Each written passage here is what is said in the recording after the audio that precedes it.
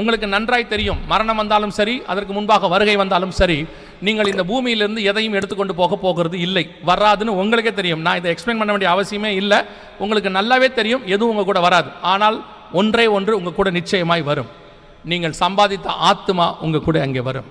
இந்த பூமியிலே நீங்கள் அழிந்து போகிற பொருட்களால் நண்பர்களை சம்பாதித்துக் கொள்ளுங்கள் என்று ஆண்டவர் சொன்னார். பரலோகத்தில் உங்களை ஏற்றுக்கொள்வார் உண்டாகும்படிக்கு என்று ஆண்டவர் சொன்னார்.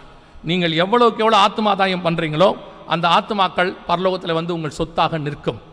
பல நேரங்களில் வெளிநாடுக்கு போகிறவங்க என்ன பண்ணுவாங்கன்னா, அங்கே செட்டிலாக போகிறவங்க திரும்பி இங்கே வரமாட்டேன்றவங்க என்ன செய்வாங்கன்னா, இங்கே இருக்கிறத எல்லாத்தையும் விற்றுட்டு அந்த ஊர் கரன்சிக்கு மாற்றிடுவாங்க, அந்த ஊர் சொத்துக்கு மாற்றிடுவாங்க.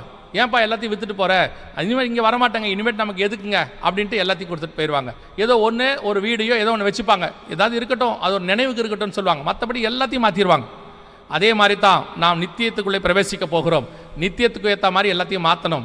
இந்த பூமியிலேருந்து நித்தியத்துக்கு வர்றது ஒன்றே ஒன்று தான் இருக்கும், சம்பாதிக்கிற ஆத்மா மட்டும் வரும். அதை எவ்வளோக்கு எவ்வளோ சம்பாதிக்க முடியுமோ அவ்வளோக்கு எவ்வளோ சம்பாதிங்க. எவ்வளோ பேருக்கு சுவிசேஷம் சொல்ல முடியுமோ அவ்வளோ பேருக்கு சுவிசேஷம் சொல்லுங்கள்.